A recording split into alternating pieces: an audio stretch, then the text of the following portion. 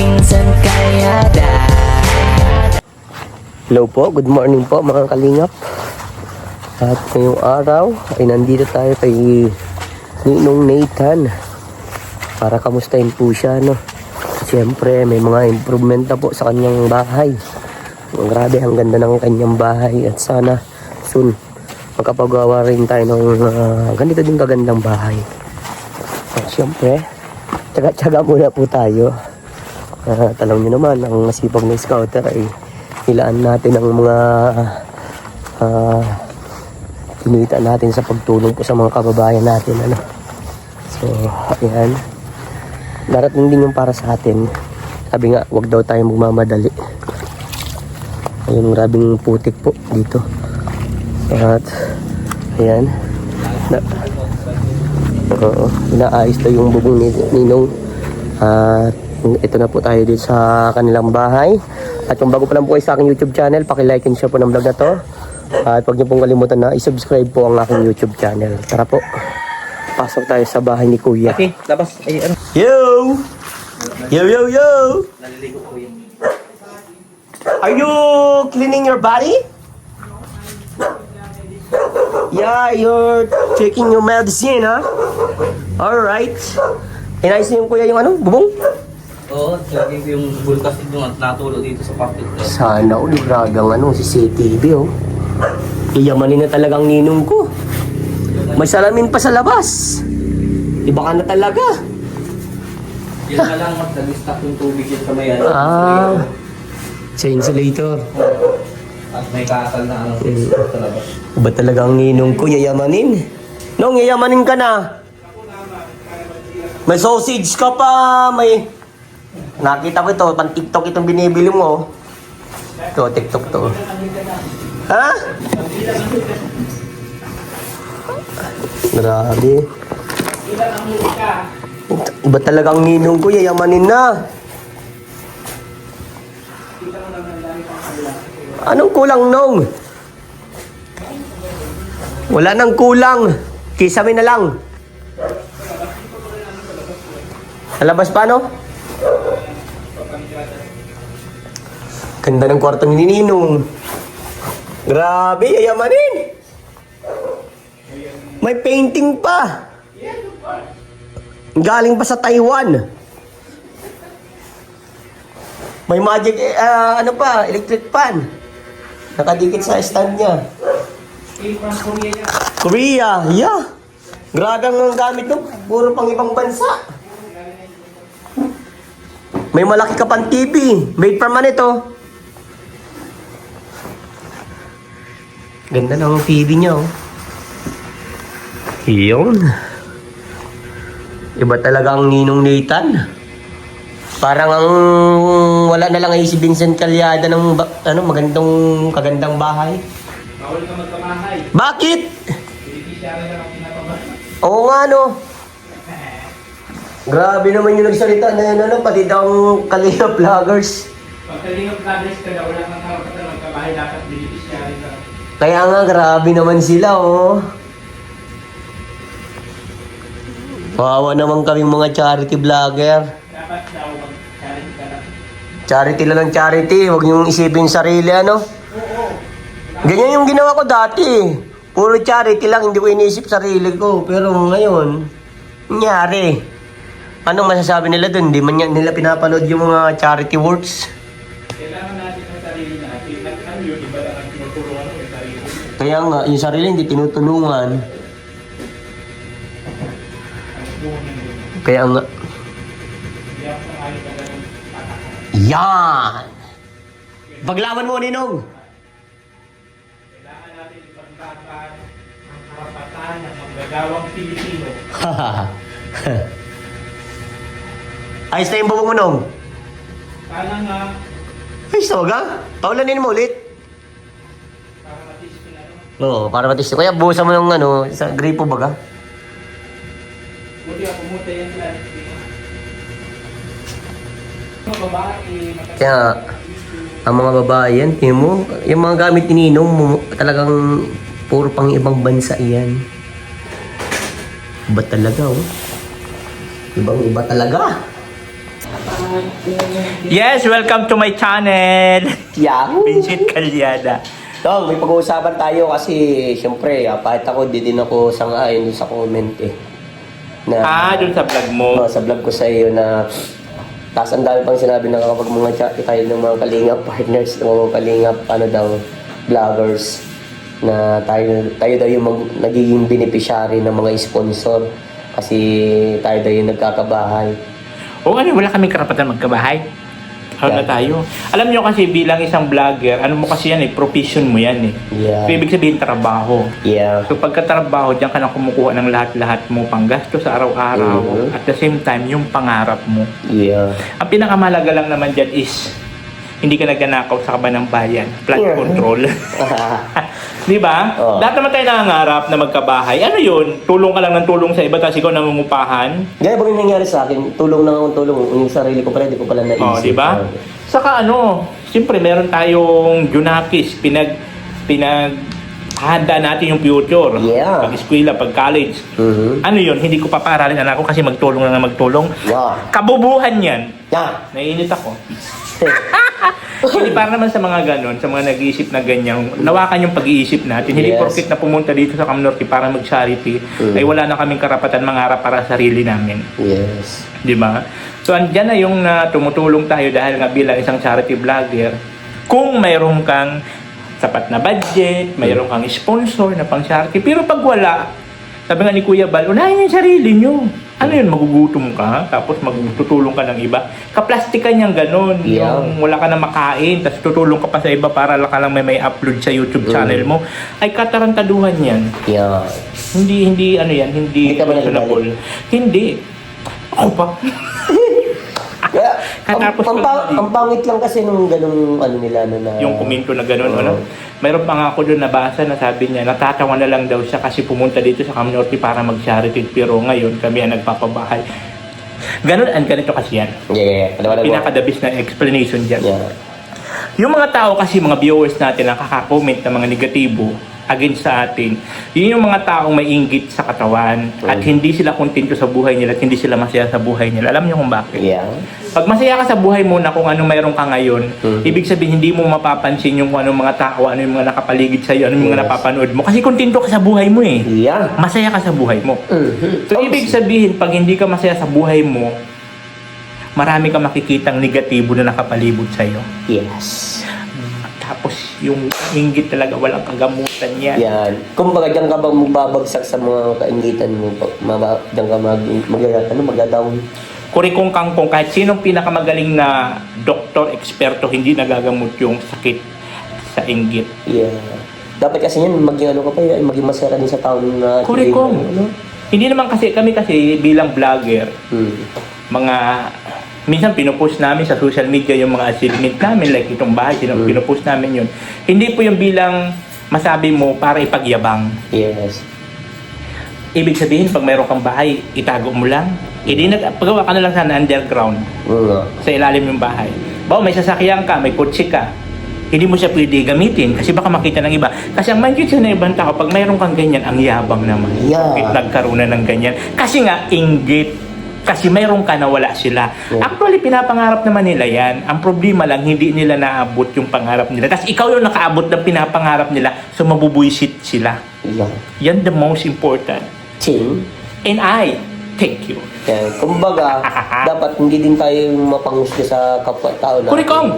Maging maging fair tayo. Kasi, yung ganun tao kasi, ginawa nila yung best nila para nila yung kanyang ginto, magkaroon sila ng sariling bahay. Kurikong. Kaya dapat gawin nyo din yung best ninyo na magkaroon kayo din ng ganung bagay. Kumbaga, ma-inspired kayo, Yun. hindi ma-inggit. Kasi Kurikong. iba yung inspired sa inggit. Korikong, Yeah, di ba?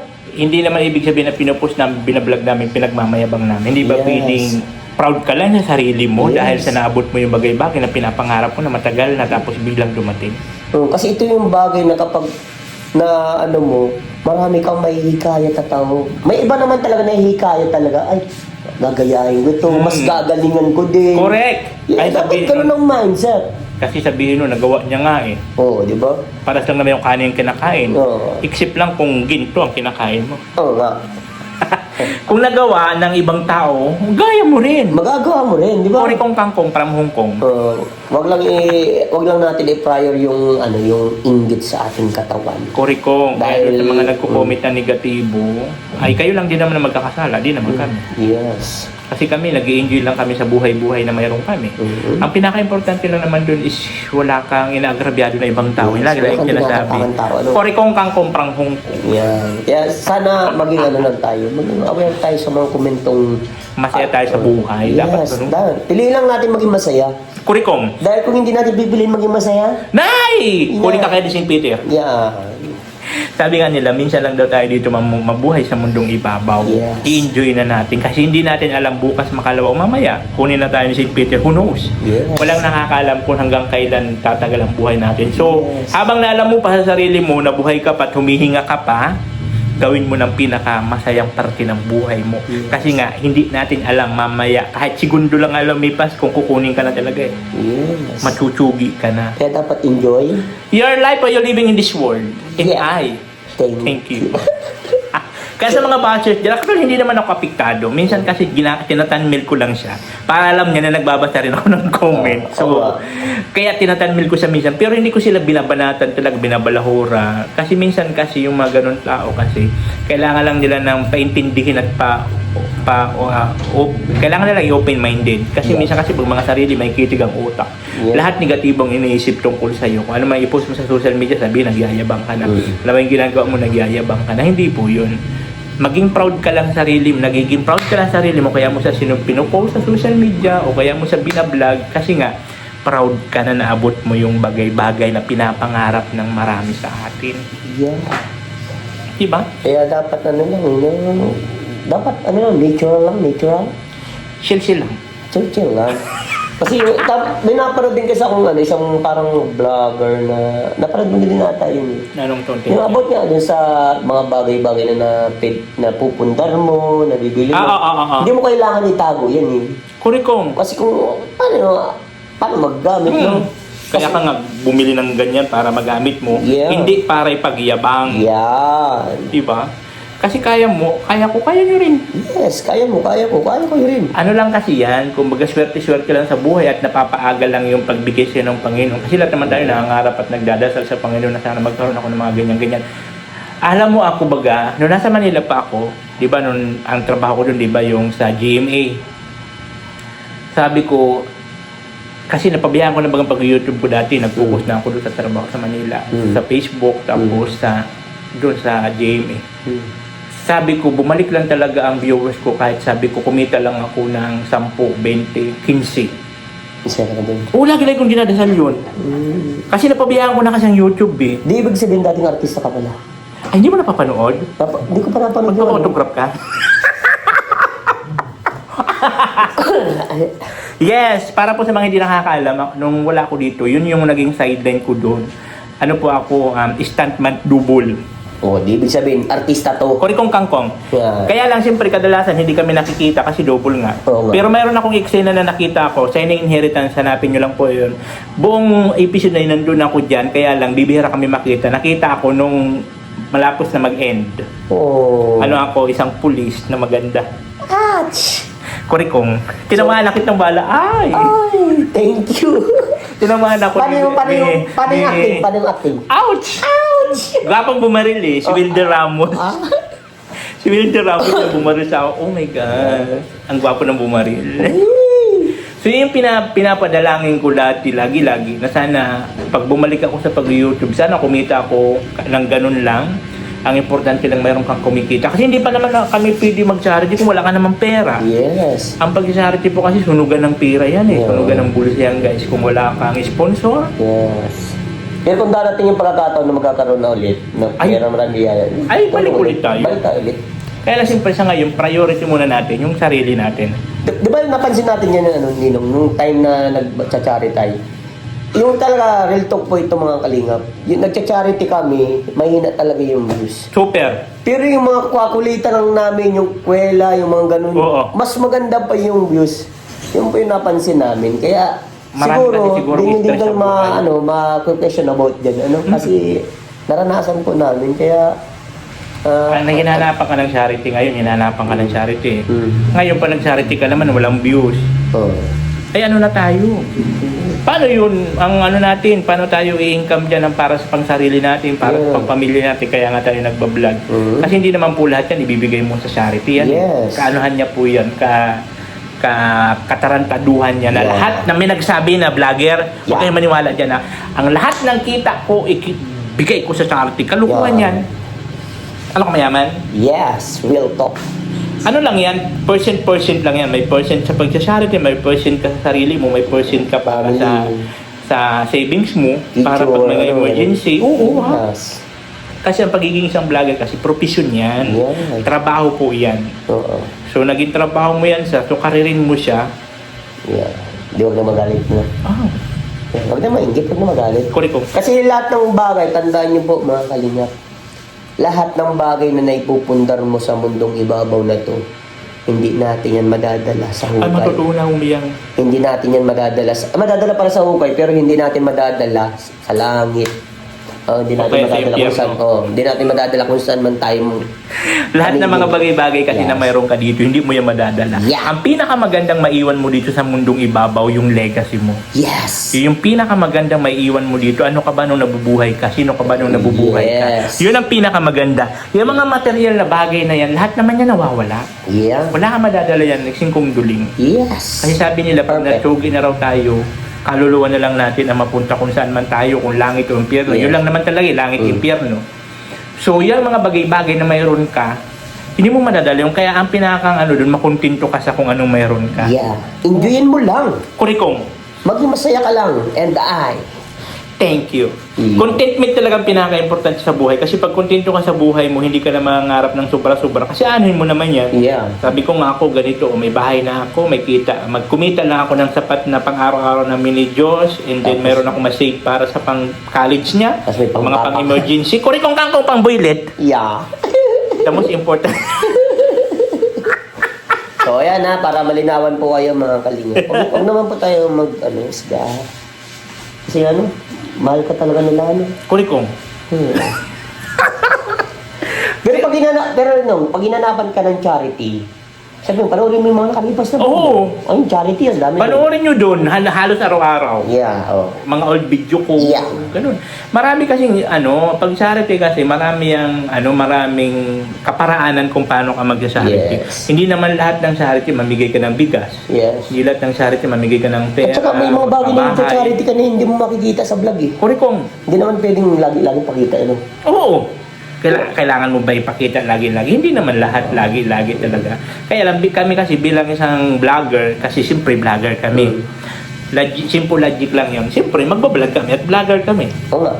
Kung pulis ka, kailangan mo magronda-ronda ka doon, pulis ka. Oo. Kung pare ka, kailangan mo mag-sermon, pare ka, o pastor ka, pare ka. Kasi may kanya-kanya. So kami, vlogger kami, magbablog kami.